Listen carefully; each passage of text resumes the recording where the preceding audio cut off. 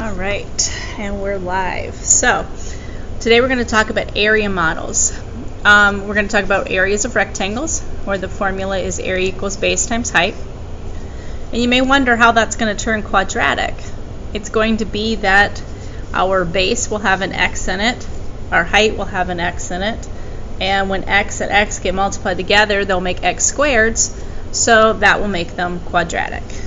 So these area models are one of the ways we're going to test our level 2 applying our knowledge when we take our test on the last of the trimester. All right, so we are going to set up the equations and use our graphing calculator to solve instead of showing our work here. So when we see find the value of x if the area is 100 square inches, we need to set up the area formula for this problem. So if we fill in what we know, the area is 100 inches, so we'll put in 100. The base we see is labeled as 2x plus 5. Please use parentheses when putting that into the equation so it stays a binomial. And the height is x plus 8. Again, please put it in parentheses. So you may recall that we've used our calculator to solve problems like this before. We would put one side of the equal sign in y1.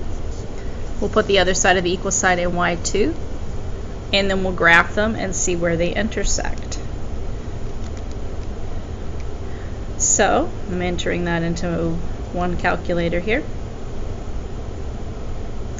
Now, in order to see these problems, you're going to always want to make the y max larger than the area you're putting in.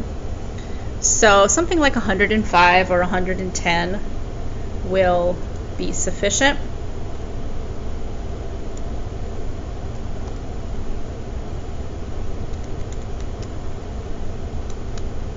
Okay.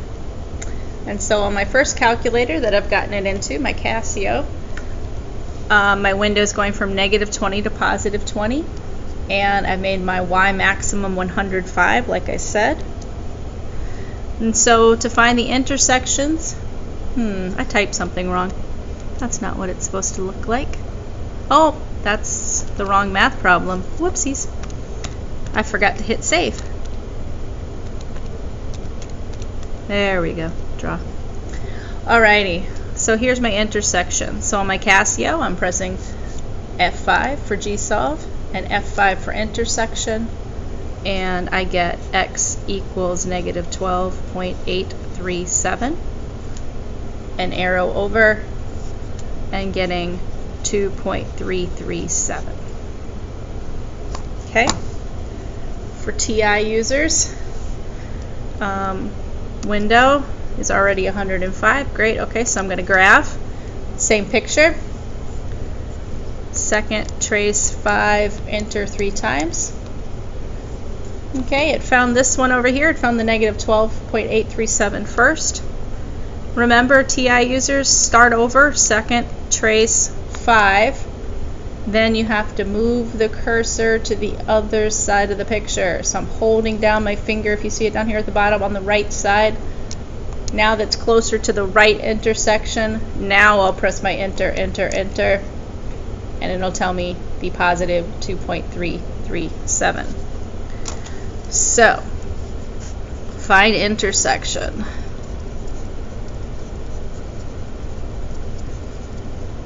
On a Casio, that's F5, F5. On a TI, that's second trace 5. All right, now let's talk about the quality of these answers. If we are in geometry class and we're thinking about shapes in the real world, would -12 be allowed to happen? If -12 was x, that would make this side, -12 plus 8, would be -4 point something. You can't have a rectangle that's negative dimensions. So be careful now that we're working on real world problems. You have to worry about reasonable solutions.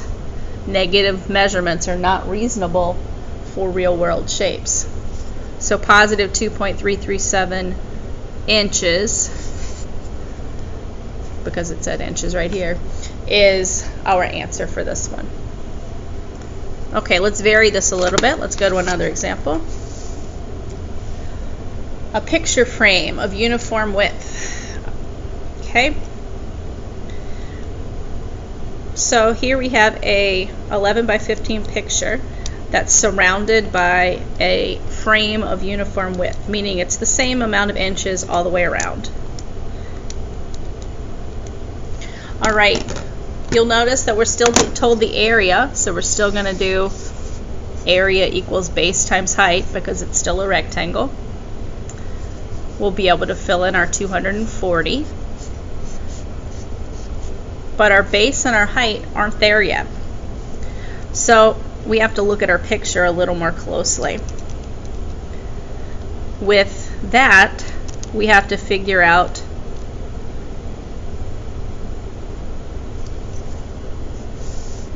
what math problem equals the base and what math problem equals the height. So if we combine like terms here to go across the bottom, we have an x and a 14 and another x. So x plus x is 2x plus 14 if we add like terms.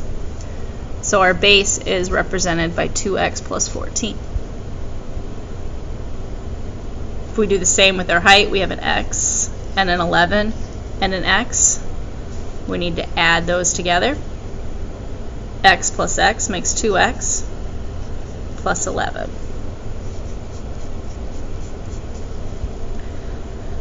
Alrighty, so solving it in our calculator, we put one side in y1, we put the other side in y2. Our y maximum to see our answers needs to always be greater than the area we're putting in, so greater than 240. So I need to change my, I'll start with my Casio this time. I'm changing my window to 250 and drawing, and I'm pressing my F5. So x equals negative 14.032. Oh, I probably don't even want that one. And x equals 1.532. I do want that one. This problem was about inches, so that's inches, and negative picture frames aren't reasonable. In the TI, there's my equation. I'm drawing it. I'm changing my window because I forgot to. 105 needs to become like a 250, so I can see my 240. There we go. And I'm finding my intersection. Second, trace, 5, enter, enter, enter. There's my 1.532. If you can tell that the other one is going to be negative and you're not going to want negative inches on a picture frame, you can save yourself the time of finding it. Remember, if you do need it, because it's a level 1 question, you do second, trace, 5, move the cursor past the middle of the parabola. There we go, far enough. Past this middle right here.